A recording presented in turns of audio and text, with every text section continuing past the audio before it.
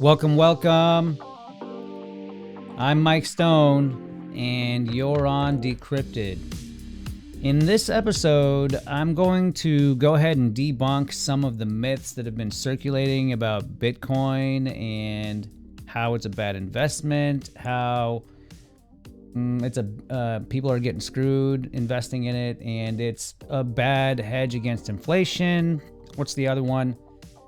It uses up too much power, right? And it isn't backed by anything. So we're going to go ahead and get into all of those. But first, I'd like you to go ahead and hit the like and subscribe button so I can go ahead and continue making content for you guys. I'm trying to grow the channel, so I would appreciate that.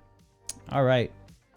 So let's go ahead and get started with the first one, which is Bitcoin is a pyramid scheme, right? It's a Ponzi scheme. It's a pyramid scheme. A greater fool has to come in after you and buy the Bitcoin from you at a higher price for you to make money on your investment. To that I say, any asset which is being purchased as an investment that requires a passive gain is a Ponzi scheme. Real estate is a Ponzi scheme by that definition. When you buy a house, in order for you to make equity on that house, it requires someone else to come in and purchase that house from you at a higher price, right? The next one is Bitcoin uses up too much power and it's wasteful. We live in the year 2022 now, and everything uses power. Your car now uses power. The lights in your house are using power. Your refrigerator, your air conditioner, everything around you is using power. Let's go ahead and put into context the amount of power that's being used to just completely invalidate this argument as well.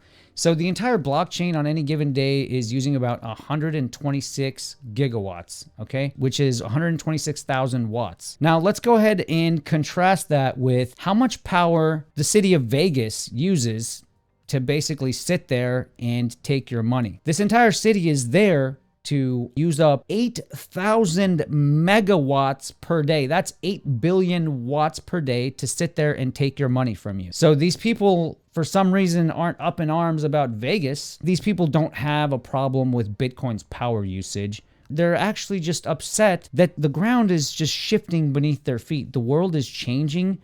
They don't understand the technology. How much power do game consoles use around the world? How much power do Xbox, Nintendo, Wii, and Sony PlayStations combined around the world use up? I can guarantee you it's orders of magnitude more than the blockchain. Yet nobody's up in arms about, well, we need to stop making these gaming consoles because they're using up too much power. This has nothing to do with the power consumption of Bitcoin, 40% of which has migrated to renewable sources. They use wind, solar. They're using geothermal now. Bitcoin has done more to push people towards renewable energy than anything else because there's a profit incentive in doing so. Let's go ahead and move on to the next one, which is Bitcoin has no intrinsic value or no inherent value. The entire idea of intrinsic value is nonsense. There's no such thing as inherent value or intrinsic value. A thing cannot have value unto itself without people giving it that value. Gold has intrinsic value. It's tangible. It's there. Bitcoin is internet money. It's magic internet money. So therefore, it shouldn't have any value. It's just nonsense, right? Well, if people stop demanding gold, it's not going to have any value. It can't just magically have value. Demand basically has to outstrip the supply in order for it to have any kind of value. That's exactly the reason why we've seen Bitcoin increase in value exponentially over gold, and why it's a much better hedge against inflation. All you got to do is look at the last 10 years. Gold has moved about $230 something per ounce, whereas Bitcoin has moved thousands upon thousands of dollars. The demand determines a thing's value, period.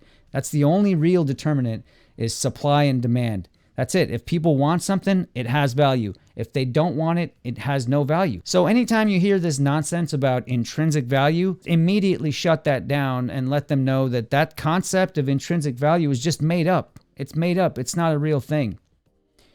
All right. Moving on to the next one. Bitcoin isn't backed by anything. There's no financial institutions. There's no authority that backs it, right? To that, this is what I have to say. First of all, it's ironic that that's one of the claims they make, because the very reason why Bitcoin was born was because of the 2008 crash, right? Financial institutions were mismanaging our money, and that's the reason why Satoshi actually released Bitcoin into the wild. He was sick and tired of these financial institutions taking our money, mismanaging it, the government coming in and bailing them out. You know, that this one's a little more personal. It's up to the person to determine who they trust more.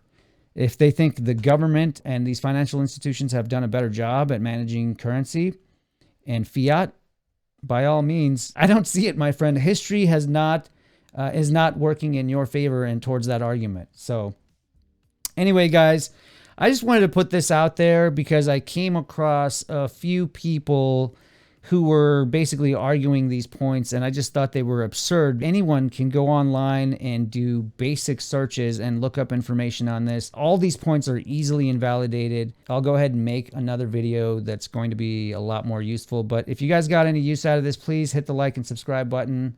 And until the next one, this is Mike Stone. I'm out.